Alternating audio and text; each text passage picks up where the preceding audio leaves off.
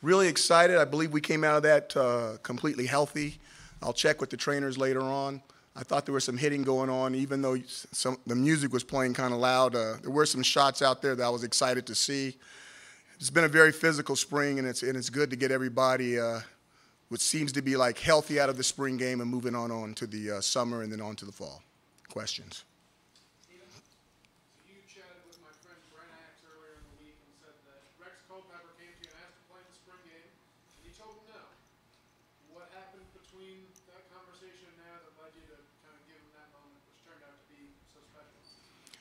Well, I didn't want him to get hurt. That's basically the same thing. And let's put it like this. He went out there and he threw the ball around a little bit, but the other 21 guys were under strict orders not to get close or else. So, but it was good. It was a good moment for him.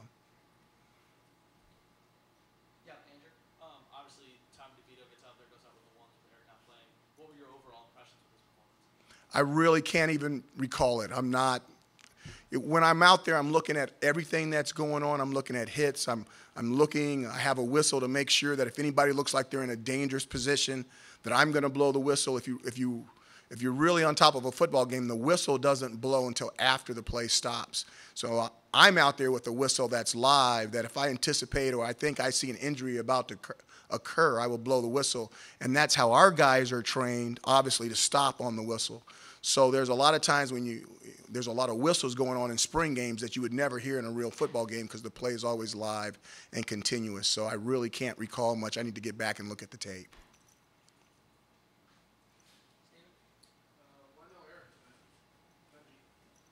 I've seen him. He's had an unbelievable spring.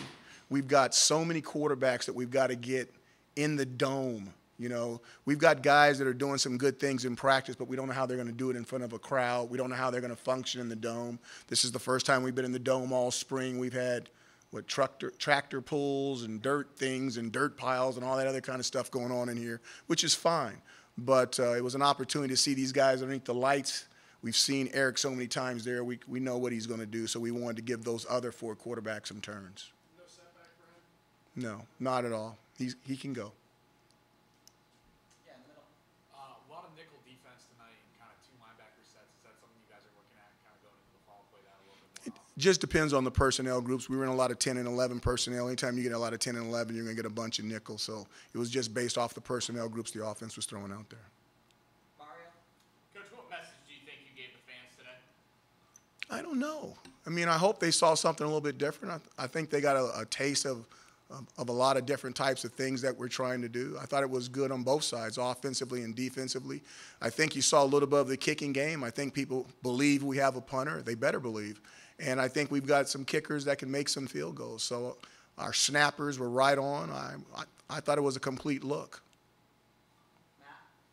Coach, Dante Strickland ran the ball pretty hard. Now that he's an upperclassman, is this a guy you're going to rely on to obviously steer the offense here coming up this season? You know, I was excited about Dante. He got banged up during our physical week, and you're talking about a guy that's been the starting tailback basically for 2 years here. I mean, and he could have tapped out of this thing and, hey, Coach, I'm done for the spring, and that's not what he did. He got in the training room 3 times a day. He got healthy, and he ran with his brethren, you know, in the spring game, which you see a lot of seniors wouldn't do, and he did it. And he made some plays out there. I think that not only did he run hard, but I thought there were some holes out there. Now, please understand, I'll say this, almost the entire spring we've been going ones versus ones, which is really risky because when you have 22 starters out there, you get 2 or 3 guys hurt, they're all starters. Now, in the spring game, we went 1 offense versus 2 defense and 2 offense versus 1 defense, which eliminates the ability to have so many people getting hurt that are starters on play A or play B. So what you were seeing against was the 1 offensive line going against the 2 defense. But there were some holes out there, and I thought the offensive line did a nice job. Kate, in the back. Hey, Coach, just speaking of the offensive line, how much have they improved in terms of their physical and just mental strength right now? Oh, they look totally different. They absolutely look totally different. I mean, they're thick, they're filled out. We're not deep. We don't have a lot of depth, but I think we can put 5 to 6 guys out there, and if we can I don't even want to say it because I don't see any wood. If we can figure out a way to keep those guys together, I think we're going to be okay. But it's very difficult to do, especially with that group. And what normally happens, you get an injury with that group, it's normally a long injury and not a short injury. Our first year, we had a whole bunch in that group. Our second year, we really didn't. We kind of came out okay. We could make it. We lost Aaron, but we survived during the season. And then this year, we need to do the same thing. We need to have an injury season with the O-line like last year and not like our first year. Good question. Coach, the overall vibe of the spring game, did you like it? And what would you like to see improved on next year? Yeah, I don't, I really don't get into that. I mean, outside that, obviously that you would love to see more people there. But you know what? I thought it was a decent crowd for 7 o'clock on a Friday with a 1 and a 3 in it. There's some superstitious people out there. Maybe they don't want to come out of the house. I get it. And next year, maybe it can be on the 12th or the 14th or something like that, and we can get a bigger crowd.